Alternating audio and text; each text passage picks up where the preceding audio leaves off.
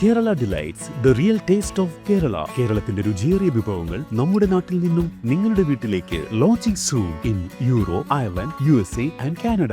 പെസഹ വ്യാഴത്തിന്റെ അന്ന് ഈ പള്ളി ഹിന്ദുക്കൾ കൈയടക്കും. അങ്ങനെയാണ് ഇവിടുത്തെ പരിപാടി എന്ന് പറയുന്നത്. അവരിതിൽ കയറി പൂജ ചെയ്യുമോ? അവിടെ പള്ളിയിൽ കയറിയിട്ട് ഇല്ല. പെസഹയുടെ അന്ന് നിങ്ങൾക്ക് ഇവിടെ നിങ്ങളുടേതായിട്ടുള്ള പ്രാർത്ഥന ഒന്നും നടക്കുകയല്ല. ഓ, ഇറ്റ്സ് ആക്ച്വലി മദർ മേരി ആണ്. ഞാനിപ്പോ വന്നിരിക്കുന്നത് ട്രിനിഡാഡ് ആൻഡ് ടൊബാഗോ എന്ന് പറഞ്ഞ രാജ്യത്തെ മൻമോഹൻ സിംഗ് പാർക്കിലാണ്. ഇത് നമ്മുടെ മൻമോഹൻ സിംഗ് അല്ല കേട്ടോ, പക്ഷേ ഇദ്ദേഹം ഇന്ത്യക്കാരനാണ്. പക്ഷെ ഇൻഡോ ട്രിനിഡാഡിയനാണ്. അതായത് ട്രിനിഡാഡ് ആൻഡ് ടൊബാഗോ എന്ന് പറഞ്ഞ ഈ രാജ്യത്ത് ജനിച്ച വ്യക്തിയാണ്. നമ്മളിപ്പോൾ എത്തിയിരിക്കുന്ന ഈ സ്ഥലത്താണ് പണ്ട് 1845 ആദ്യമായിട്ട് ഇന്ത്യയിൽ നിന്നും ബ്രിട്ടീഷുകാർ ഇന്ത്യക്കാരെ ജോലി എടുപ്പിക്കുന്നതിന് വേണ്ടി, പണിയെടുപ്പിക്കുന്നതിന് വേണ്ടി ഈ ട്രിനിഡാഡ് എന്ന് പറഞ്ഞ രാജ്യത്തേക്ക് കൊണ്ടുവന്നത്. അപ്പോൾ ആ ഒരു സ്ഥലമാണ് ഇത്. അപ്പോൾ ഇവിടെ മൻമോഹൻ സിംഗ് പാർക്ക് എന്നും പറഞ്ഞുകൊണ്ട് ഒരു സ്ഥലം എന്താണെന്നല്ലേ, ഈ കാണുന്ന വ്യക്തിയാണ് മൻമോഹൻ സിംഗ് എന്ന് പറയുന്നത്. അദ്ദേഹം 1911 ഇവിടെ ജനിച്ച ഒരു വ്യക്തിയാണ്. അപ്പോൾ അദ്ദേഹം ഒരു കൗൺസിലർ വരെ ആയി. അതായത് ശരിക്കും അദ്ദേഹം 1845 ഇവിടെ ആദ്യം വന്ന ഇന്ത്യൻ ഒറിജിൻ ആളുകളുടെ ഒരു സെക്കൻഡ് ജനറേഷൻ ആയിട്ടുള്ള ഒരു വ്യക്തിയാണ് അദ്ദേഹം. സെക്കൻഡോ തേർഡോ ആയിരിക്കും, തേർഡ് ജനറേഷൻ ആയിട്ടുള്ള വ്യക്തിയാണ്. അപ്പോൾ അദ്ദേഹം ഇവിടുത്തെ എസ്റ്റേറ്റിലെ ഒരു ലേബറായിരുന്നു. ഇവിടെ എല്ലാവരും എസ്റ്റേറ്റിൽ പണിയെടുക്കാൻ വേണ്ടി കൊണ്ടുവന്ന ആൾക്കാരാണല്ലോ ഇന്ത്യക്കാരെല്ലാവരും. അപ്പോൾ അങ്ങനെ ലേബറേഴ്സിൻ്റെ ഇടയിൽ തൊഴിലാളി ഒരു നേതാവായിട്ട് ഉയർന്നു വന്ന് തൊഴിലാളികൾക്ക് വേണ്ട കാര്യങ്ങൾക്ക് വേണ്ടി പല രീതിയിൽ പ്രവർത്തിച്ച് അങ്ങനെ അവസാനം ഇവിടെ ഈ പറഞ്ഞ പോലെ 1946 ഇവിടെ എലക്ഷൻ നടന്ന സമയത്ത്, ആദ്യമായിട്ട് എലക്ഷൻ നടന്ന സമയത്ത് അദ്ദേഹം ഇവിടെ മത്സരിച്ച് ജയിച്ച് കൗൺസിലറായ വ്യക്തിയാണ്. അപ്പോൾ അദ്ദേഹത്തിൻ്റെ പേരിൽ നിർമ്മിച്ച ഒരു മെമ്മോറിയൽ പാർക്കാണ് നമ്മളിപ്പോൾ ഈ നിൽക്കുന്ന ഈ ഒരു പാർക്ക് എന്ന് പറയുന്നത്. അപ്പോൾ അദ്ദേഹം ഈ പറഞ്ഞ പോലെ പണ്ട് കാലത്ത് ബീഹാറിൽ നിന്നോ UP നിന്നോ ഒക്കെ വന്ന അദ്ദേഹത്തിൻ്റെ ആ ഒരു ഫാമിലി പരമ്പരയിൽപ്പെട്ട ഒരു വ്യക്തിയാണ്. അപ്പോൾ ഈ മൻമോഹൻ സിംഗ് പാർക്കിൻ്റെ ഇപ്പുറത്ത് ശരിക്കും നമുക്കിവിടെ നമ്മുടെ മഹാത്മാഗാന്ധിജിയുടെ പ്രതിമയെ നമുക്ക് കാണാൻ സാധിക്കും. പിന്നെ ഇവിടെ പണ്ട് ഒരു 1845 ഇന്ത്യക്കാർ ഫാമിലി ആയിട്ടാണ് ശരിക്കും കപ്പലിൽ ഇവിടേക്ക് വന്നത്. അതിൻ്റെ ഒരു പ്രതീകാത്മകമായ ഒരു സാധനം, ഒരു ബോട്ട് നമുക്ക് ഇവിടെ കാണാം. ഇന്ത്യൻ ഫ്ലാഗ് ഒക്കെ ഏന്തിയ ഒരു കപ്പലിൽ ഇങ്ങനെ പ്രതീക്ഷകളോടെ നോക്കി നിൽക്കുന്ന, ശരിക്കും അടിമകളെ പോലെ എന്നൊക്കെ തന്നെ പറയേണ്ടിയിരിക്കുന്നു. അടിമകളെ പോലെ തന്നെ ബ്രിട്ടീഷുകാർ ഇവിടേക്ക് കൊണ്ടുവന്ന ആദ്യത്തെ സെറ്റ് ഓഫ് ഇന്ത്യക്കാരുടെ ആ ഒരു പ്രതീകാത്മകമായ രൂപം. അതിനിപ്പുറത്തായിട്ട് നമുക്കിവിടെ Mohandas Karamchand Gandhi, the Mahatma, the great soul കണ്ടോ. ഞാൻ അത് പറഞ്ഞപ്പോഴത്തേക്കിനും കാറ്റടിച്ച കണ്ടോ. ഇത് ഇവിടുത്തെ ഹൈക്കമ്മീഷൻ ഗിഫ്റ്റ് ചെയ്തതാണ്, ഇന്ത്യൻ ഹൈക്കമ്മീഷൻ ഗിഫ്റ്റ് ചെയ്തതാണ്. അതായത് നമ്മുടെ ഇതിന് മുമ്പത്തെ ഗവൺമെന്റ് ആണ് ഇതിവിടെ സ്ഥാപിക്കുന്നത്. ആ സമയത്ത് ഇപ്പോഴത്തെ പ്രൈം മിനിസ്റ്റർ കമല പ്രസാദ് ബിസസർ എന്ന് പറഞ്ഞ ആള് ആ സമയത്ത് ഒപ്പോസിഷൻ ലീഡറായിരുന്നു. ഇവരാണ് ഇപ്പോഴത്തെ പ്രൈം മിനിസ്റ്റർ. അപ്പോൾ ഇവിടെ നമുക്കൊരു ഇന്ത്യൻ ഒരു പേരുള്ള ആ ഒരു ഇൻഡോ ട്രിനിഡാഡ് ഹിസ്റ്ററിയൊക്കെ പറയുന്ന ഒരു സ്ഥലം നമുക്ക് ഇവിടെ കാണാൻ സാധിക്കും. ചുറ്റിനും ആൽമരങ്ങളൊക്കെ ആയിട്ട് കടൽ തീരത്തുള്ള ഒരു വളരെ മനോഹരമായിട്ടൊരു സ്ഥലം. അപ്പോൾ ഇവിടെയാണ് പണ്ട് വന്നത് അല്ലേ, ലാൻഡ് ചെയ്തത്. ആദ്യത്തെ പിന്നീടുള്ളതൊക്കെ ഇവിടെ നെൽസൺ ഐലൻഡ് എന്ന് പറയുന്ന ഐലൻഡിലോട്ട് കൊണ്ടുപോകുമായിരുന്നു. ആദ്യത്തെ ഷിപ്പ് ഇവിടെയാവുന്നു ലാൻഡ് ചെയ്തത്, ഈ ഭാഗത്തല്ലേ. നമ്മൾ ഈ ഒരു ഫ്ലാഗ് കണ്ടില്ലേ, ഈ ഒരു ഫ്ലാഗ്, ഈ ഫ്ലാഗ് ഇവിടെ ഉള്ള എല്ലാ ഇന്ത്യൻ വംശജരുടെയും വീടുകളിൽ നമുക്ക് കാണാൻ സാധിക്കും. ഞാൻ അത് കഴിഞ്ഞ ദിവസം കാണിച്ചു. ഇന്ത്യൻ വംശജരല്ല, എല്ലാ ഹിന്ദുയിസം ഫോളോ ചെയ്യുന്ന എല്ലാവരുടെയും വീടുകളെ അവരെ ഐഡന്റിഫൈ ചെയ്യാനായിട്ട് അല്ലെ മാർക്ക് ചെയ്യാനായിട്ട് അവരെ വെക്കുന്നതാണ്. അത് പിന്നെ അത് തന്നെ പല ദേവികളുടെ ദേവന്മാരുടെ ചിത്രങ്ങളുണ്ടാവും. അത് പൂജിച്ച് അവർ വെക്കുന്നതാണ്. അതൊരു UP കൾച്ചറാണ്. അതെ, അത് വേറൊരു സംഭവം കൂടെ ഉണ്ട്. ഇവിടെ നോക്കിയാൽ അങ്ങ് ദൂരെ നമുക്ക് വെനസ്വലയിലെ മലകൾ കാണാൻ പറ്റും.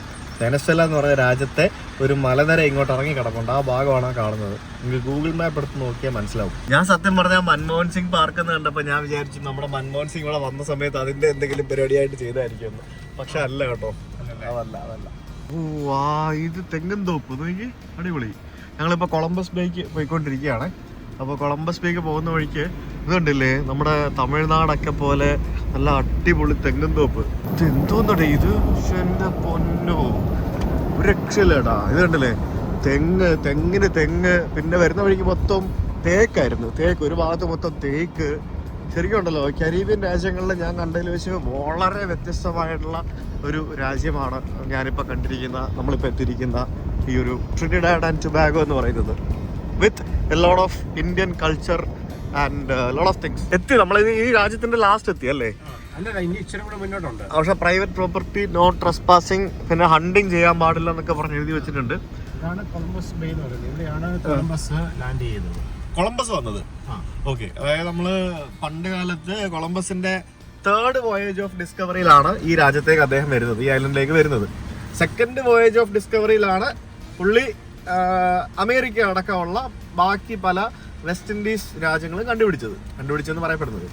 അപ്പോൾ 3rd വോയേജ് ഓഫ് ഡിസ്കവറിയിലാണ് പുള്ളി ഈ സ്ഥലത്തേക്ക് വരുന്നത്. ട്രിനിഡാഡും പിന്നെ ഈസ്റ്റ് ഇൻഡീസ് രാജ്യങ്ങളും കണ്ടുപിടിച്ചത്. ഇത് രക്ഷയില്ല. നമ്മളങ്ങനെ ഇവിടെ വന്നിട്ട് കൊളംബസ് ബേയിൽ വന്നിട്ട് നമ്മൾ ഈ ബീച്ചിലേക്ക് വണ്ടി ഇറക്കിയിരിക്കുകയാണ്. Oh wow. Hello, how are you? സുഖാണോ? പട്ടി കണ്ടില്ലേ? പട്ടി കുഴിയൊക്കെ എടുത്തിട്ട് കുഴിക്കകത്ത് ചൂടൊക്കെ മാറ്റാൻ വേണ്ടി കുഴിക്കാതിരിക്കുകയാണ് ആ പട്ടികളൊക്കെ. പക്ഷെ ഇത് ഭയങ്കര രസമാട്ടോ. ഇത് എന്തോരം തെങ്ങുകളാന്ന് നോക്കി. ഞാൻ ഡ്രോൺ പറത്തി കാണിച്ചുതരാം. കീട്ടിലെ സ്ഥലം ഇത്. നമുക്കേ ആ കടൽ തീരത്ത് ആ കൊളംബസ് ബേയിൽ നിന്ന് ഇങ്ങനെ നോക്കുമ്പോഴത്തേക്കിനും ഇവിടെ ഈ ഒരു ഭാഗം മുഴുവൻ ഇങ്ങനെ തെങ്ങിങ്ങനെ നിൽക്കുന്നതാണ്. നോക്കി, പക്ഷെ എൻ്റെ പൊന്നോ രക്ഷയില്ലാണ്ടോ, എന്തോരം തെങ്ങാന്ന് നോക്കി. ഇവിടെ കംപ്ലീറ്റ് തെങ്ങൻ തോപ്പാണ്. ഇത് സ്വകാര്യ വ്യക്തികളുടെ തെങ്ങൻ തോട്ടമാണ് ഈ ഭാഗത്ത്. അതായത് ശരിക്കും നമ്മൾ എത്തിയിരിക്കുന്ന ഈ ഒരു രാജ്യത്തിൻ്റെ സദേൺ ടിപ്പിലായിട്ടാണ് നമ്മൾ എത്തിയിരിക്കുന്നത്. ഇവിടുത്തെ കടലിന് വലിയ കളറൊന്നുമില്ല, പക്ഷേ ഈ ഒരു ഭാഗം കണ്ടോ, ഇവിടെ കാര്യമായിട്ട് വീടുകളോ അല്ലെങ്കിൽ ഈ പറഞ്ഞ പോലെ സംഭവങ്ങളോ അങ്ങനെയൊന്നുമില്ല. കണ്ടോ, ഇതിങ്ങനെയാണ് ഈ സംഭവം. ഇവിടുന്ന് കുറച്ചങ്ങോട്ട് പോയി കഴിഞ്ഞാൽ വെനസ്വേലയായി. ഈ രാജ്യത്തിൻ്റെ ഒരറ്റം മുതൽ മറ്റേ അറ്റം വരെ, അതായത് മറ്റേ അറ്റം വരെ നമുക്ക് കാണാൻ പറ്റത്തില്ല. വലിയ രാജ്യമാണ്. ഇതിൻ്റെ ഒരു ഭാഗമായിട്ട് ശരിക്കും നമുക്ക് ഇങ്ങനെ കാണാം. ഇത് ശരിക്കും നമ്മൾ ഐലൻഡ് പോലെയാണോ? അല്ല, ഐലൻഡ് അല്ല. നമ്മൾ ഈ ട്രിനിഡാഡിൽ ഏറ്റവും കൂടുതലുള്ള ഇവരുടെ റിസോഴ്സസ് ആണ് ഈ ഓയിലും ബാക്കിയുള്ള സംഭവങ്ങളും. ഗ്യാസും നാച്ചുറൽ ഗ്യാസ് ഉണ്ട്. അപ്പോൾ ഇവിടെ നമുക്ക് ബഹ്റിനിലൊക്കെ നമ്മൾ കാണുന്ന പോലെ, അല്ലെ സൗദിയിലൊക്കെ, ഗൾഫ് കൺട്രീസിലൊക്കെ നമുക്ക് കാണുന്ന പോലെ തന്നെയുള്ള ഓയില് ഡിഗ് ചെയ്തെടുക്കുന്ന ആ ഒരു എക്യുപ്മെൻ്റ് ആണ് നമുക്ക് ഇവിടെ കാണുന്നത്. കണ്ടോ, അവിടെ അവരുടെ സ്ഥലമാണ്, കണ്ടില്ലേ? അത് അടിപൊളി. എന്തായാലും സ്വന്തമായിട്ട് പറമ്പും കുറേ സംഭവങ്ങളൊക്കെ ഉണ്ടെങ്കിൽ ഈ പറഞ്ഞ പോലെ ഇവിടെ മൊത്തം തെങ്ങും തോപ്പാണ്. ഇവിടെ ഈ ഭാഗത്ത് വീടൊന്നുമില്ല. ഇവിടെ ഫുള്ള് തെങ്ങും തോപ്പും പിന്നെ oil field, full south side complete rich ആണ്. ഈ പുള്ളി ഇടയ്ക്കിടയ്ക്ക് തగ్గടിക്കും, പക്ഷെ ഞാൻ ക്യാമറ ഓഫ് ആക്കുമ്പോഴേ തగ్గടിക്കുള്ളൂ. അതാണ് പ്രശ്നം. എന്തെങ്കിലുമൊക്കെ പറയും. ഇന്നലെ ഞാൻ എന്തോ സംസാരിച്ചുകൊണ്ടിരിക്കുമ്പോഴത്തേക്കിന് പുള്ളി കുറേ കാര്യങ്ങൾ മനസ്സിൽ വിചാരിച്ചിരുന്നു. അതിനോടെല്ലാം കട്ട് ചെയ്ത് കഴിഞ്ഞപ്പോൾ പറഞ്ഞു. ഇവിടെയുള്ള ഇതുപോലെയുള്ള പല തെങ്ങും തോപ്പിലും പിന്നെ ഷുഗർ പ്ലാന്റേഷൻസിലും ഒക്കെ വർക്ക് ചെയ്യുന്നതിന് വേണ്ടിയാണ് നമ്മൾ ഇന്ത്യയിൽ നിന്ന് പണ്ട് ഇവിടേക്ക് ആൾക്കാരെ കൊണ്ടുവന്നത്. അപ്പോൾ ഞങ്ങൾ ഇങ്ങനെ കിലോമീറ്റേഴ്സ് ആൻഡ് കിലോമീറ്റേഴ്സ് ഈ കാണുന്ന വഴിയിലൂടെ ഇതിൻ്റെ ഡെഡ് എൻഡ് തപ്പിപ്പിടിച്ച് പോവാണ്. ഈ രാജ്യത്തിൻ്റെ എൻഡിലേക്ക് നമ്മളിങ്ങനെ പോവാണ്. ഞങ്ങളങ്ങനെ തെങ്ങും തോപ്പിലൂടെ ഞങ്ങൾ സ്ട്രേറ്റ് വന്നപ്പോഴത്തേക്കിനും നമ്മളൊരു വില്ലേജ് എത്തി. This is the last village of this country. ഇവിടെ നമുക്ക് ഒരു മോസ്ക് കാണാം, പിന്നെ അവിടെ ഒരു അമ്പലം ഉണ്ടായിരുന്നു. വാവ്, നല്ല ഭംഗിയുള്ളൊരു പള്ളിയെ. ഓ, എന്ത് ക്യൂട്ടാന്ന് നോക്കിയത്. ബൈത്തുൽ ഹമദ് മോസ്ക്. കൊള്ളാം, അടിപൊളി, നല്ല കിടിലം പള്ളി, നല്ല കിടുക്കാച്ചി പള്ളി. നമ്മൾ എത്തി കേട്ടോ. നമ്മൾ ആ ഒരു ഈ രാജ്യത്തിൻ്റെ അവസാന ഭാഗത്തേക്ക് എത്തിയിരിക്കുകയാണ്. ദ ലാസ്റ്റ് വില്ലേജ് എന്ന് പറയുന്ന സ്ഥലം. ഇവിടെ ഒരു ഔട്ട്റീച്ച് സെൻറ്റർ എന്ന് പറഞ്ഞൊരു പ്രൈമറി ഹെൽത്ത് സെൻറ്റർ ഉണ്ട്. ഈ കാണുന്നതൊക്കെ കോക്കനട്ട് പ്രോസസ്സിങ്, അതായത് എണ്ണയാട്ടുന്ന സ്ഥലങ്ങളാണ്. കണ്ടില്ലേ? കൊപ്രയാട്ടി എണ്ണയാട്ടുന്നല്ല, കൊപ്രയാട്ടി എണ്ണ എടുക്കുന്ന സ്ഥലങ്ങൾ ഈ കാണുന്നത്. ഇവിടെ ഇഷ്ടംപോലെ ഇങ്ങനത്തെ ബിസിനസ് ധാരാളം ഉണ്ട്. കടൽ തീരത്തുള്ള തൂണിന്മേൽ നിൽക്കുന്ന തടി കൊണ്ടുണ്ടാക്കിയ വീട്. ഞങ്ങളങ്ങനെ ബീച്ചിലേക്ക് വണ്ടി ഇറക്കിയിരിക്കുകയാണ്. ഇവിടെ നമുക്ക് അങ്ങ് ദൂരെ നമുക്ക് വെനസ്വേല കാണാൻ സാധിക്കും. ശരിക്കും ഇവിടെ നിന്ന് കുറച്ചും കൂടെ വിസിബിൾ ആണ്. ഇവിടെ കുറച്ചും കൂടെ നിയർ ബൈ ആണ്. ഇവിടെ വെനസ്വേല എന്നൊക്കെ ധാരാളം ആൾക്കാർ അനധികൃതമായിട്ട് ഈ രാജ്യത്തേക്ക് കടന്നു വരുന്ന ഒരു റൂട്ടും കൂടിയാണിത്. നമ്മളിപ്പോൾ എത്തിയിരിക്കുന്ന ഈ ഒരു പള്ളി ഉണ്ടല്ലേ, ഈ ഒരു പള്ളിക്ക് ഒട്ടേറെ പ്രത്യേകതകളുണ്ട്. ഇതൊരു പള്ളിയാണെന്നുണ്ടെങ്കിലും പെസഹ വ്യാഴത്തിൻ്റെ അന്ന് ഈ പള്ളി ഹിന്ദുക്കൾ കൈയടക്കും. അങ്ങനെയാണ് ഇവിടുത്തെ പരിപാടി എന്ന് പറയുന്നത്. ഇത് ട്രിനിഡാഡ് ആൻഡ് ടൊബാഗോ എന്ന് പറഞ്ഞ രാജ്യത്ത് സിപ്പാരിയ എന്ന് പറഞ്ഞൊരു സ്ഥലത്തുള്ള ലാ ദിവീന പസ്തോറിയ എന്ന് പറഞ്ഞ ഒരു ചർച്ചാണ്.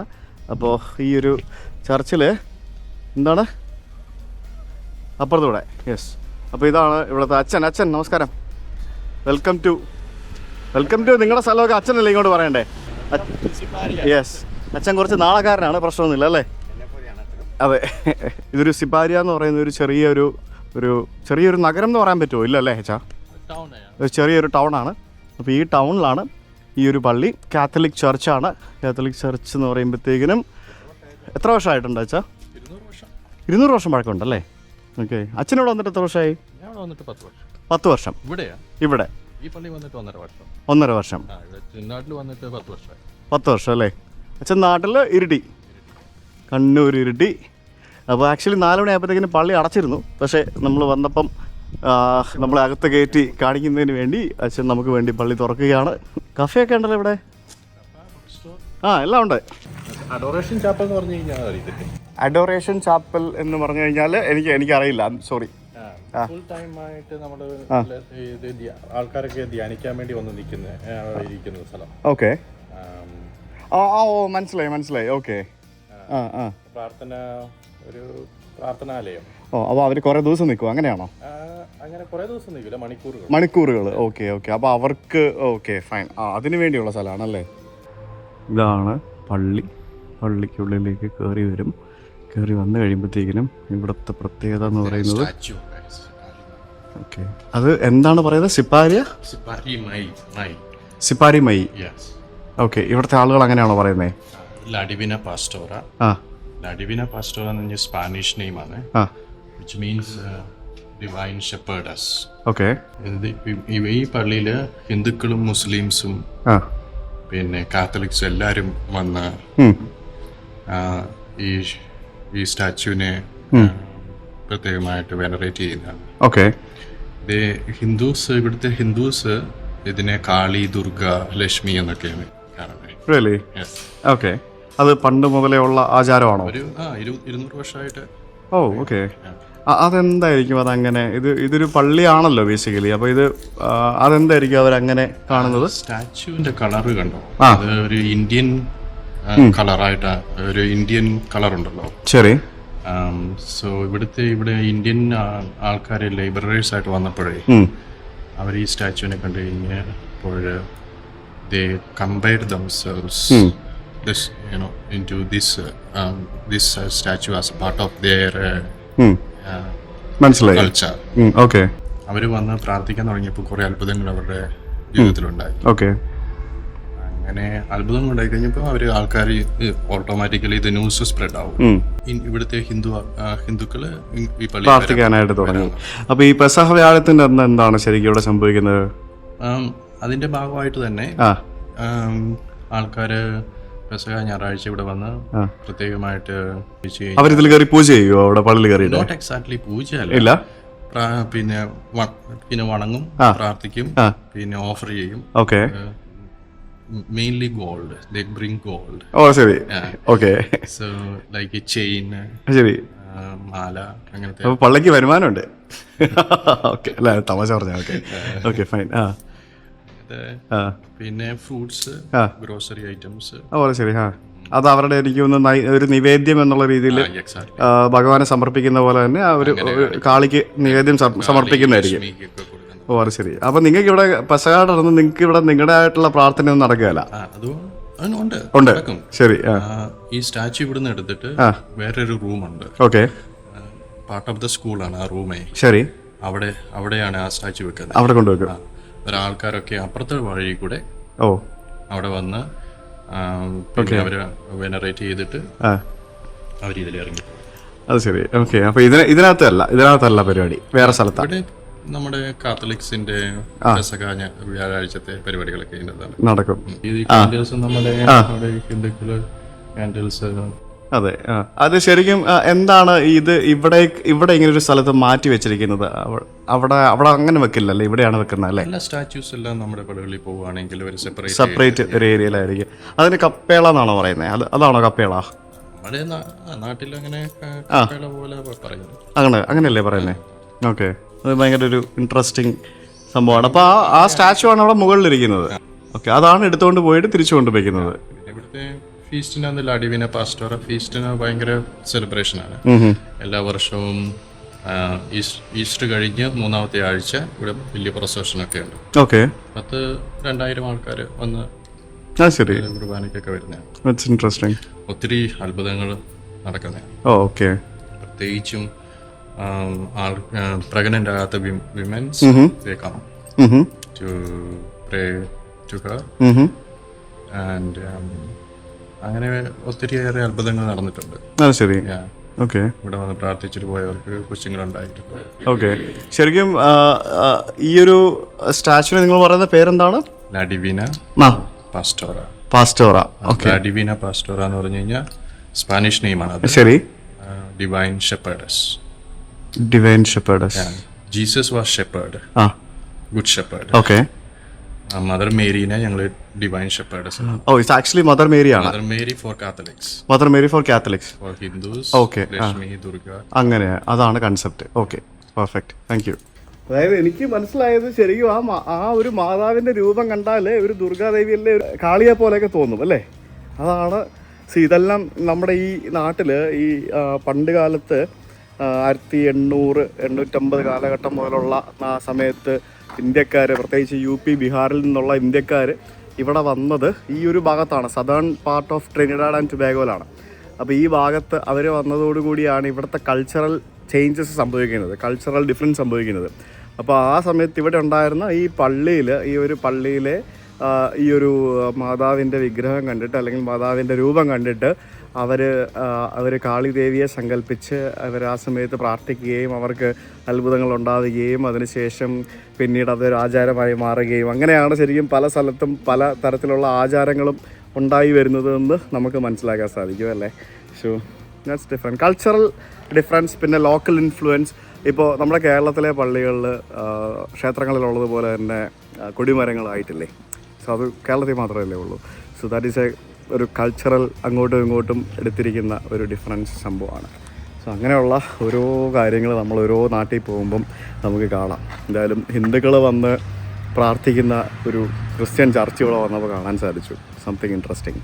എന്തായാലും ഇവിടെയുള്ള പല നാടുകളിലും ഇപ്പം അച്ഛന്മാരെ കിട്ടാനില്ല എന്നുള്ളൊരു വസ്തുതയാണ്. എന്ന് ഇവിടെ ഈ രാജ്യത്ത്, ഞാനിപ്പോൾ ട്രിനിഡാഡ് ആൻഡ് ടുബാഗോ എന്ന് പറയുന്ന രാജ്യത്ത് ഓൾമോസ്റ്റ് 65% വരുന്ന ആൾക്കാരും ക്രിസ്ത്യാനികളാണ്.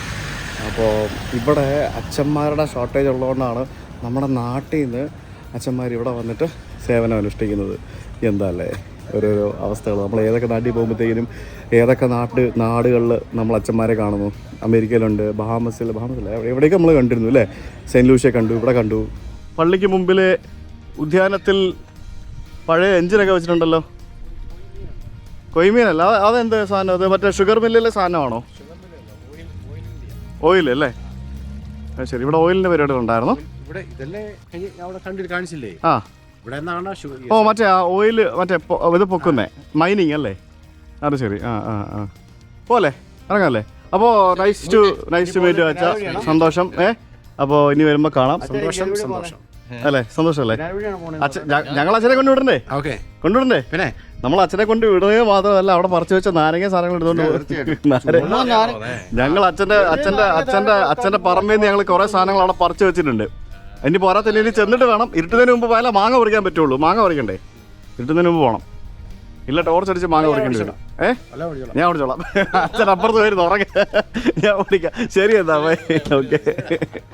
ഇനി അങ്ങോട്ട് നല്ല വഴിയല്ലേ അല്ലേ? നല്ല വഴിയല്ലേ? കുഴിയാണോ? കുഴി ആയതുകൊണ്ട് അച്ഛൻ ഇപ്പുറത്തിരിക്കാന്ന് പറഞ്ഞേ. സാരമില്ല. അപ്പോൾ ശരി അച്ഛാ, ബൈ. Okay, by. ഇവർ രണ്ടുപേരും രണ്ട് രീതിയിൽ ജീവിക്കുക എനിക്ക് ഇഷ്ടപ്പെട്ടു. അച്ഛൻ്റെ സ്ഥലമാണെങ്കിൽ ഭയങ്കര പ്രകൃതി രമണീയം, അടിപൊളി, നല്ല ഗ്രാമം, പ്യുവർ ഗ്രാമം, ഗ്രാമത്തില് നല്ല വ്യൂ ഒക്കെ ഇങ്ങനെ അച്ഛൻ ജീവിക്കുന്നു. ഇവിടെ ആണെങ്കിൽ ഈ അച്ഛൻ ഒരു ചെറിയൊരു ടൗണ്, ആ ടൗണില് ഇങ്ങനെ. ശരിക്കും നിങ്ങളുടെ ലൈഫ് എന്നൊക്കെ പറയുന്നത് അടിപൊളിയാണ് കേട്ടോ. പക്ഷെ അങ്ങനല്ലേ ഉദ്ദേശിച്ചത്. എന്താ പറയാ, നിങ്ങൾ ഈ സമൂഹത്തിന് വേണ്ടി നിങ്ങളുടെ ഒരു ജീവിതം ശരിക്കും മാറ്റി വെച്ചിരിക്കുകയല്ലേ അല്ലേ? അതിനും ഒരു വലിയൊരു നമ്മുടെ സമയം, നമ്മുടെ യൂത്ത് മൊത്തം കളഞ്ഞു വേണ്ടിട്ട്. അതെ, അപ്പം അത് ശരിക്കും വലിയൊരു സംഭവമാണ് പുരോഹിതന്മാരെന്ന് പറയുമ്പോൾ അല്ലേ. ശരിക്കും ഒരു സന്യാസ ജീവിതം നയിക്കുന്ന ആളുകളാണ് നിങ്ങളെ പോലുള്ള ആളുകളൊക്കെ. എന്തായാലും അവിടെ തിരക്കാം, നമുക്ക് പതുക്കെ പോ. ആ മൊത്തം ട്രാഫിക്കാ. ഇനിയിപ്പോ അങ്ങോട്ട് ട്രാഫിക് ആയിരിക്കും. നമുക്ക് നേരെ പോയിട്ട് ഷോർട്ട് കട്ട് ഉണ്ടോ? അച്ഛനോടത്തെ വഴിയെല്ലാം ഭയങ്കര തിട്ടമല്ലേ. ഇതെന്താണ് ശരിക്കും നാനായക്കാർ ഈ പാട്ട് വെച്ചിട്ട് എന്താ ചെയ്യുന്നത്? ഒപ്പന കളിയോ? ഇല്ല, ഒപ്പന പാട്ടല്ലല്ലോ ഇത്. വേറെന്താ പരിപാടി? ഒപ്പന ഇല്ല. ഇതെന്താണ്, ഡാൻസ് കളിക്കുന്നതാണോ? ആഘോഷം. ശരി, ഓക്കെ. അവരുടെ ഹിസ്റ്ററിയാണ് ഈ പാട്ടിൽ കൂടെ പറയുന്നത്. ഓ ഓക്കെ. ഇത് ഈ ഒരു ടോണിൽ പാടുന്നേ ഉള്ളൂ അല്ലേ? Okay.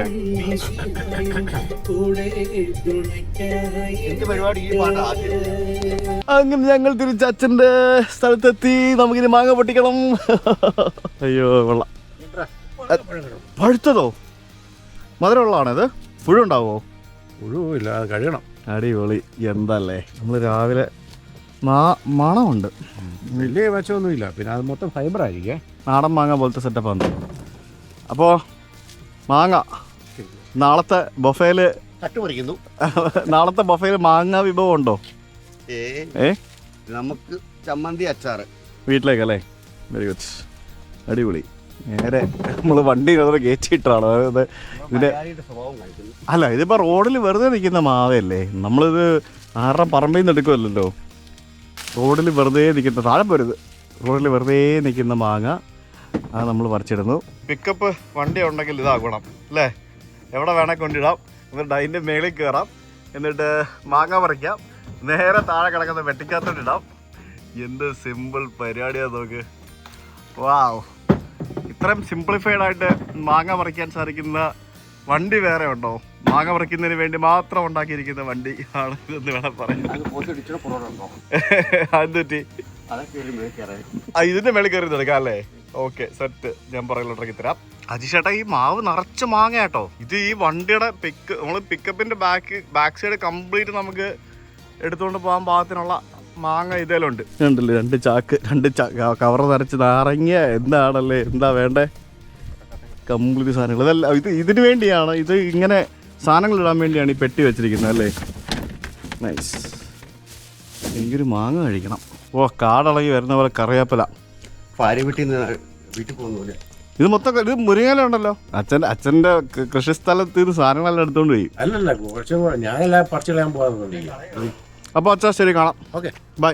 Thanks for coming with us. അടിച്ചു കാണാം. ബൈ. നമ്മുടെ ഈ രാജ്യത്ത് ഇവർക്കൊരു ഹോളിഡേ ഉണ്ട്, പബ്ലിക് ഹോളിഡേ. ആ പബ്ലിക് ഹോളിഡേ എന്ന് പറയുന്നത് ഇപ്പം നമ്മുടെ നാട്ടിൽ ദീപാവലിക്കോ അല്ലെങ്കിൽ ഓണത്തിനോ അല്ലെങ്കിൽ ഇൻഡിപെൻഡൻസ് ഡേക്കൊക്കെ കൊടുക്കുന്ന പോലത്തെ ഒരു ഹോളിഡേ. ആ ഹോളിഡേ എന്ന് പറയുന്നത് ഇന്ത്യൻ അറൈവൽ ഡേ എന്നാണ് പറയുന്നത്. അത് ഇപ്പം പല രാജ്യങ്ങൾക്കും ഉണ്ടത്.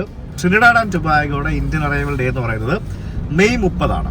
അപ്പോൾ അത് ആദ്യമായിട്ട് 1845 മെയ് 30 ബ്രിട്ടീഷുകാർ ഇന്ത്യയിൽ നിന്നുള്ള ആദ്യത്തെ ലേബേഴ്സായിട്ട് അവരുടെ കപ്പൽ നമ്മൾ കഴിഞ്ഞ ദിവസം കണ്ടില്ല ആ സ്ഥലത്ത് മൻമോഹൻ സിംഗ് പാർക്കിൻ്റെ ആ ഭാഗത്ത് വന്നത്. അപ്പോൾ അതിൻ്റെ ഒരു ഓർമ്മ എന്നുള്ള രീതിയിൽ ഈ രാജ്യത്ത് മെയ് 30 എന്ന് പറയുന്നത് ഇന്ത്യൻ അറൈവൽ ഡേ എന്ന് പറഞ്ഞ് എല്ലാ വർഷവും ഹോളിഡേയ്സ് ആണ്. അപ്പോൾ ആ സമയത്ത് ഇവിടെ എന്തൊക്കെയാണ് ബേസിക്കലി നടക്കുന്നത്? എംബസിക്കാരായുള്ള എന്തെങ്കിലുമൊക്കെ പ്രോഗ്രാം ഉണ്ടാവും. ഈ ചേട്ടൻ ഇപ്പോഴും ക്യാമറ ഷൈ ആണോ? ഈ